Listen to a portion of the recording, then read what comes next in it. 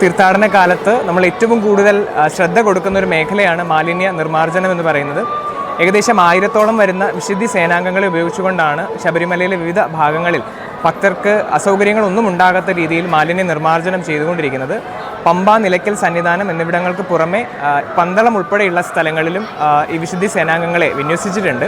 അപ്പോൾ ഈ വിശുദ്ധി സേനാംഗങ്ങൾ എല്ലാ ദിവസവും അവരുടെ പ്രവർത്തനത്തിലൂടെ ഈ ഒരു മാലിന്യ നിർമ്മാർജ്ജനത്തിൻ്റെ ഭാഗമാകുന്നുണ്ട്.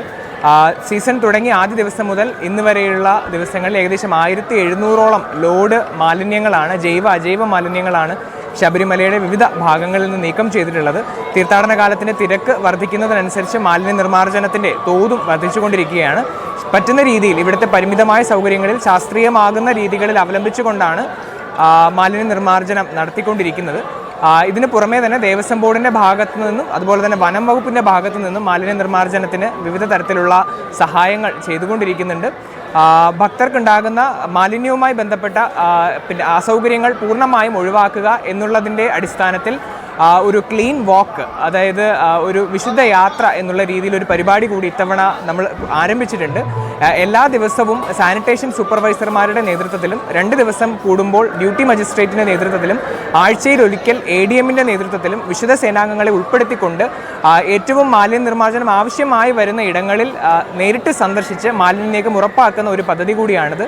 അതിൻ്റെ ഫലപ്രാപ്തി എന്നുള്ള നിലയിൽ കഴിഞ്ഞ വർഷങ്ങളിലേക്ക് അപേക്ഷിച്ച് ശബരിമലയിലെ മാലിന്യ നിർമ്മാർജ്ജനം കുറച്ചുകൂടി വ്യക്തമായ പ്ലാനിങ്ങോടുകൂടിയാണ് മുന്നോട്ടേക്ക് പോകുന്നത്.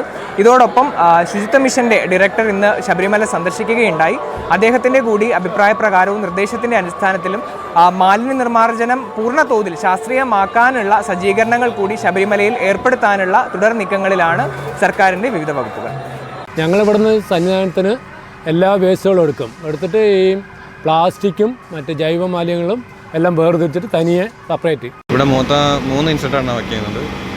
2 200 ഒരെണ്ണം 300 മൊത്തം 700 കിലോഗ്രാം വേസ്റ്റ് ഒരു അവറിൽ. പിന്നെ ജൈവ വേസ്റ്റും പ്ലാസ്റ്റിക് വേസ്റ്റും അത് തരം തിരിച്ച് തന്നെയാണ് ഇതിൻ്റെ ക്ലിയറിങ് നടക്കുന്നത്.